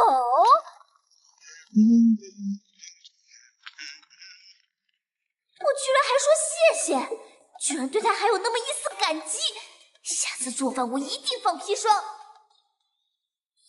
最近发生了太多事，感觉好久没有工作了。先看看消息。交稿！啊，原来是编辑催稿，吓死宝宝了。新漫画呀，我也想画新漫画，问题是没什么灵感。一空下来，不是在想伺候宫欧吃什么，就是在想要减少出门，不然会碰上一个小区的木千珠和石笛，太难了。光这些私事就让人头疼，怎么画新漫画？刘宇这帮废物有什么用？0.1的误差也是误差，你没上过学吗？你再干这行，就是对全人类造成伤害。滚，给我滚出恩义，滚得越远越好。又在骂人。宫欧做事很偏执，吹毛求疵，一点点小小的偏差都不能忍受，人又容易发火。等下，这不是最好的现实素材吗？石小念，你还真是闷声发大招啊！我还以为你隐退到深山老林里了呢。这个偏执狂的构思好，现在啊，很多人都有精神障碍，你尽快的把人物定稿给我。明白，看来可以有。宫欧有多高来着？1.9米吧，太高了。大长腿，身材修长精瘦，短发齐整，深色的剑眉，一双黑眸很深很明亮，永远带着别人惹火他的愠怒。高挺的鼻梁，薄情的唇，有一丝性感。天哪，鲁这也太英俊了！哼哼，公欧，以后在漫画里，我爱怎么虐你就怎么虐你。灵感大爆发，不知不觉就画到这个点儿了，又到厨娘时间了，做饭。这种富二代的婚礼晚宴，我为什么要参加？随便派一个秘书去就行了。少爷，可对方是即将继承。说了不去就是不去，别烦我。公欧真是一天有20个小时都在发脾气。说起来，穆千初和石迪的婚礼就是2天后，去还是不去？是爸爸打来的电话。爸爸。你现在还是在家里画漫画？是，我还是在画漫画。爸爸，你和妈妈身体还好吗？我都忘记有多久没接过爸妈的电话。这些年打回老家，爸妈也不会接的，即使接了，2句便挂。你知道小迪的婚礼被媒体称为公主的婚礼吧？我知道。石迪，原来是为了妹妹。你知道有多少人关注这场婚礼吧？届时，国内外的媒体都会关注。这是小迪一生一次的婚礼，我不想到时会有任何的负面报道。公欧什么时候吃起来了？您放心，我不会去的。他上辈子一定是饿死的吧？就知道吃。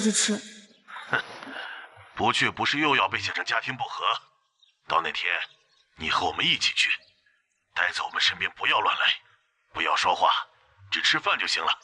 可我不想去。你还要闹几年才罢休？他们都要结婚了，你是不是真的不给妹妹面子？我养你这么多年，你总要回报一点吧？我知道了，我会去的。明明现在不想再和穆千初他们有所纠缠了，爸爸却还要我出场。现实总是事与愿违，希望这是最后一次。那最好。磨磨蹭蹭好了没？剩下的菜呢？马上。他是猪吗？才几分钟就吃完了，连根葱都没有剩。你的眼神好像在说我是猪。没有，怎么会呢？最好没有。石小念，你在菜里加了什么特别的料？罂粟？怎么可能？只是些普通的家常菜。那我为什么会上瘾？遇上这女人做的食物，好像怎么都吃不够似的。有做的那么好吗？我怎么不觉得？对了，龚先生，我那个大学同学唐毅，有查到他的联络方式吗？还没。还有个事，我要和你说一下。过2天我要去一个婚宴，不在家。不行。这个婚宴我不得不去。这样，你想吃什么，我今天通通做给你吃，好不好？你什么？吃你就让你去，怎么样？吃我？就算是平时，我也不能说不行吧。我的身体早就是他的餐后甜点了。是小念，你是真的堕落了，答应这种荒诞的要求，答应的这么爽快。那你得主动点儿。没点诚意，你觉得我会轻易放你？天哪，居然要为了能参加穆千初的婚礼，对公欧主动，这也太……我数到3。要怎么主动？当然是我满意为止。1、3。什么？突然就到了3？等一下！我怎么听到3就报上来了？